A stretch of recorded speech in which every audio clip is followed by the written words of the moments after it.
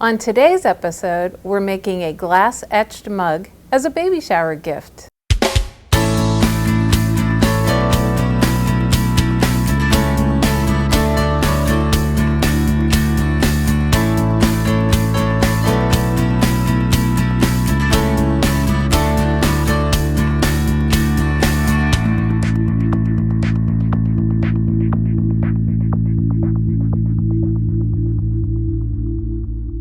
To start this project, I'm going to use a paper punch. In this case, I'm using a flower paper punch and the Etch mask. And what this is, essentially, it's a vinyl with an adhesive on the back, and it makes great little stickers. So once I've punched out some stickers for my project, and I'm going to bring in my glass mug that I'm going to work on, I'm going to use the Judykins pen knife to get my adhesive and my backing separated. There, once you get it separated, it's just like a sticker, and you can peel it apart and place it wherever you do not want to have the etch-all on your mug. So I've gone ahead and placed 9 of these flower stickers, 3 on each side of the mug, and now I'm going to go ahead and etch the glass. And I want kind of a textural effect, so I'm going to use a sponge, and I've poured out a little bit of the Etch-all etching cream onto this paper plate, and then I'm going to go ahead and dip the sponge in it, and like this, so it gets in all the little holes of the sponge so we don't get too much texture. And then you want to put on a pretty heavy layer, and you just go all over the parts that you want to have etched, and wherever the stickers are, that's going to keep the glass clear. So go ahead and go over your entire piece. You might even want a little bit heavier. I found that worked the best. And then you're going to leave it for 15 minutes and it will etch the glass. So I've gone ahead and washed the etching cream off of my mug, and you can see that it leaves a textural look, and this is from using a sponge. And then I've mixed Fimo liquid gel with the Judykins embossing powder in Diamond Sparkle in a small metal container. And I put a fair amount of the embossing powder in. You really want a lot of the sparkle. And now before I take my vinyl stickers off, I'm going to use my finger and I'm going to go over the entire piece with the clay, and this way it makes the etched part sparkly, which is really nice for this piece. And you're going to go ahead, and it's okay if you go over the vinyl sticker part,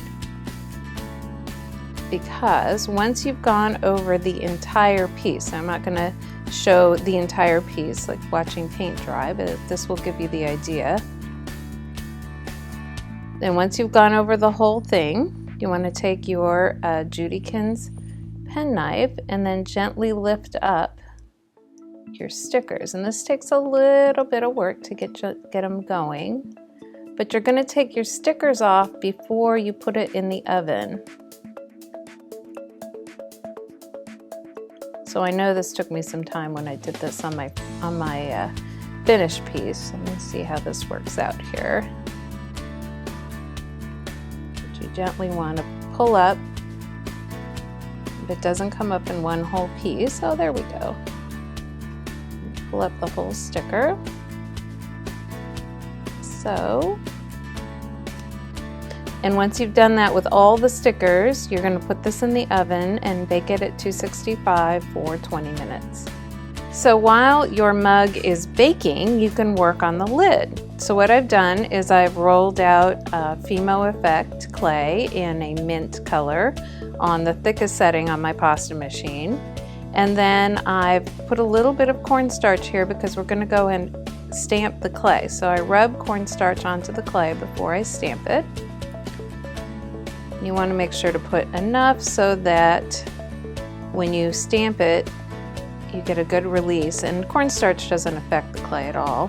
And then I have this great stamp that has baby feet on 2 sides, so you have a right and a left. So you want to make sure when you stamp that you're stamping them in the right order. So look where the big toe is. I'm going to go ahead and stamp one side down into the clay like that, and then you want the other foot, so you flip your stamp over. Might want to make it offset a little bit, so about like that. And stamp the other side like so, and then you have 2 baby feet. And then because we're going to put this on the lid of the mug, I'm going to cut it out with the circle cutter that's about the size of my lid. Like so. And then you can go ahead and take away the excess clay, and this can be baked for 20 minutes at 265. Once I've baked this disc, I want to make the baby feet pattern stand out a little bit more. So I've gone ahead and mixed the Judykins embossing powder in metallic silver with the Fumo liquid gel in a little metal container. And again, with my fingers, because I just find that that works the best for me. Now you can use a little toothpick or something if you want to get it in the crevices, but I go ahead and put it into the pattern. Now the clay itself is translucent, and so it will show, this stamp has some really nice patterning to it, so it'll show through once it's baked. So I'm going to go ahead, put it in there, and then I use my nails to kind of go along the edges and squish it back in. So you want to get it into all the little nooks and crannies, and once you do, you're going to bake it again at 265 for about 20 minutes. Once the disc has been baked, you can see that the baby feet stand out a lot more, and I glued it onto the lid from the mug, and then this can be put together and added to the mug. I've gone ahead and rolled up some baby washcloths and put them in there, and then that can be added to the top, and you have a fun gift for a baby shower.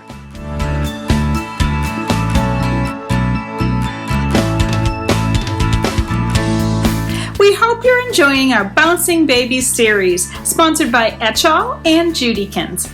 Please follow us on social media. Sign up on our website and you'll be entered to win a prize package full of products from some of our favorite sponsors. And remember, as we always say, when creativity knocks, open the door.